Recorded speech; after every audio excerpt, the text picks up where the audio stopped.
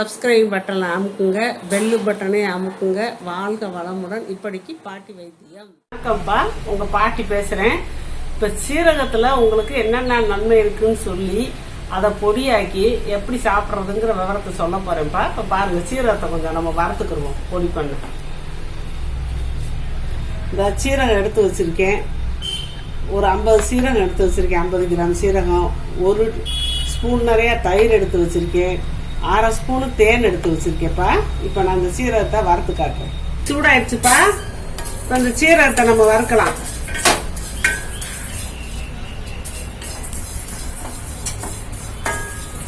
ரொம்பவும் வறுக்க வேண்டாம்ப்பா, லேசா ஒரு வாசம் வர வரைக்கும் வறுத்தா போதும். இப்போ வாசம் வந்துடுச்சு, இந்த பொடியை கூட ஆரம்பிச்சிருச்சு. இப்போ நம்ம ஆஃப் பண்ணிக்கலாம்.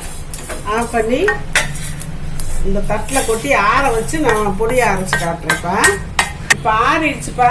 மிக்சியில் போட்டு பொடி பண்ணி காட்டுறேன். பொடியை அரைச்சாச்சுப்பா. இப்போ இந்த சீரகம் பொடியப்பா ஒரு 1/2 ஸ்பூன், இந்த 1/2 ஸ்பூன் போதும்ப்பா. இந்த 1/2 ஸ்பூன் தேனில் போட்டு குழைக்கணும்.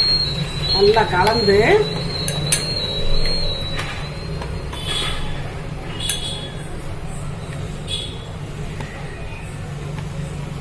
இதை டெய்லி உங்களுக்கு சௌரியப்பட்ட நேரம், வெறும் வயிற்றுலன்னு இல்லைப்பா, எந்த நேரம் உங்களுக்கு முடியுதோ ஒரு 1/2 ஸ்பூன் தேனும் ஒரு 1/2 ஸ்பூன் சீரகம் போட்டு நீங்கள் சாப்பிட்டீங்கன்னா இந்த உடம்பு குண்டா சதை வைக்கிறாங்கல்ல, உடம்பு குண்டா சதை வச்சுக்கிட்டு கொழுப்பு அடைச்சிக்கிட்டு அப்புறம் ஜீரணமாக முடியாமல் தவிச்சுக்கிட்டு புளிச்சி ஏப்பம் எடுத்துக்கிட்டு இந்த கஷ்டப்படுறதெல்லாம் தீர்ந்து போயிடும். இந்த வயிற்றுல புண்ணு அல்சருங்கிறாங்கல்ல, அதுவும் சரியாக போயிடும். டென்ஷன் குறையும், இந்த பிபி இதுகள்லாம் குறையும். உடம்புக்கு சீரகம்ங்கிறது என்ன, எல்லாரும் சொல்லியிருக்காங்க, நிறைய பேர் சொல்லியிருக்காங்க. உங்களுக்கு தெரியும், சீரகம்னா உடம்ப சீராக வச்சுக்கிறதுன்னு சொல்லி. அதுக்காக தான் அந்த காலத்தில் சீரகம்னு பேர் வச்சுருக்காங்க. நம்ம அகத்தையே சீராக வச்சுக்கிறது. நம்ம தேனோட இந்த மாதிரி கலந்து சாப்பிட்டோம்னா நம்மளுக்கு அத்தனை பலன்கள் இருக்குப்பா. நம்ம சளி இருமல் கூட அது சரியாக போயிடும். கொஞ்சம் கொஞ்சம் கொஞ்சம் நம்ம டெய்லி சேர்த்துக்கிறது சளி பிடிக்கிற பிரச்சனையெல்லாம் வராது. அதனால தான் இந்த தேனோட கலக்கிறது இந்த கொழுப்பை குறைக்கும்.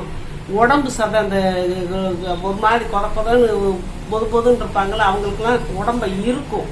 இந்த இதை சாப்பிட்டு இருந்தீங்கன்னா டெய்லி ஒரு நேரம் உங்களுக்கு எப்போ தோது போடுதோ அப்போ சாப்பிட்டு படுக்கலாம். நைட்டில் தூங்க போகும்போது சாப்பிடலாம், வெறும் வயிற்றுலேயும் சாப்பிடலாம், சாப்பிட்டதுக்கப்புறம் சாப்பிடலாம், நினைச்சப்ப சாப்பிட்டுக்கலாம்ப்பா. எங்கிட்ட சீரகம் உங்கள் உடம்புக்குள்ளே சேரணும், அவ்வளோதான். இந்த தயிர் 1 ஸ்பூன் எடுத்து வச்சிருக்கேப்பா. இதுலேயும் ஒரு 1/2 ஸ்பூன் போதும்ப்பா. 1/2 ஸ்பூனை போட்டு 1 ஸ்பூன் தயிரில் இப்படி கலந்து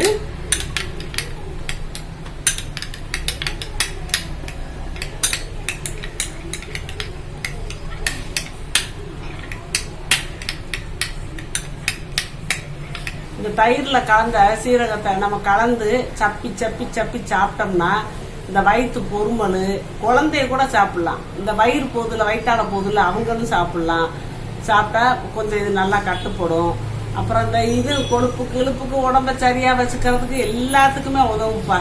தயிர்லேயும் இதையும் நீங்கள் எந்த நேரமும் சாப்பிட்டுக்கலாம், எந்த நேரமும் சாப்பிடலாம். நைட்டில் சாப்பிட வேணாம். தயிர் கலந்ததை சூரிய ஒரு 6 மணிக்கு முதலையே காலை பகல் பூரா சாப்பிடுங்க. நைட்டில் தயிர் கலந்ததை சாப்பிட வேணாம். தேன் கலந்ததை நீங்கள் எப்பவும் சாப்பிட்டுக்கலாம். நைட்டு இது எப்பவும் சாப்பிட்டுங்க. தயிர் கலந்ததை புளிக்காத தயிராக கலக்கணும். புளிச்ச தயிர் கலக்கக்கூடாது, அதில் அவ்வளோ யூஸ் கிடையாது. கரெக்டாக தயிர் உறைஞ்ச சமயம் புளிக்க விடாமல் அந்த தயிரில் நீங்கள் எந்த நேரம் வேணாலும் சாப்பிட்டுக்கோங்க. ராத்திரி 6 மணிக்கு மேலே இதை சாப்பிடாதீங்க. அதனால் இதை இப்படி சாப்பிடணும். சீரகத்தை நம்ம குழம்புல, ரசத்தில், காயில் எல்லாத்தையும் நம்ம சேர்ந்து நம்ம தமிழ்நாட்டுக்காரவங்க அப்படியே சாப்பிட்டு பழகிட்டு அது உடம்புக்கு அவ்வளோ நல்லது. இப்போ ஹோட்டலில் உள்ள பேச்சுலர்கள்லாம் சாப்பிட்றாங்கல்ல, அவங்களுக்குலாம் வயிறு அப்செட் ஆகுது, பிரச்சனை ஆகுது. அவங்க கூட இப்படி சீரக பொடியை ரெடி பண்ணி வச்சுக்கிட்டு கொஞ்சம் கடையில் தயிர் விற்கிது, கடையில் தேன் விற்கிது, அதை வாங்கி அப்பப்போ கலந்து அவங்க சாப்பிட்டுக்கிட்டாங்கன்னா இந்த பேச்சுலர்ஸ்கெல்லாம் இந்த ஹோட்டலில் சாப்பிட்றவங்களுக்கு வேறு வழி இல்லாமல் ஹோட்டலில் சாப்பிட்டு தாகணும். அவங்க இதெல்லாம் இப்படி சாப்பிட்டு வந்துட்டாங்கன்னா அவங்க உடம்ப பத்திரமா பாதுகாக்கலாம். உடம்புல வேற பிரச்சனையெல்லாம் வராது. நல்லா சுகாதாரமாக வாழலாம்ப்பா. இப்படி செஞ்சு சாப்பிட்டுக்குங்க.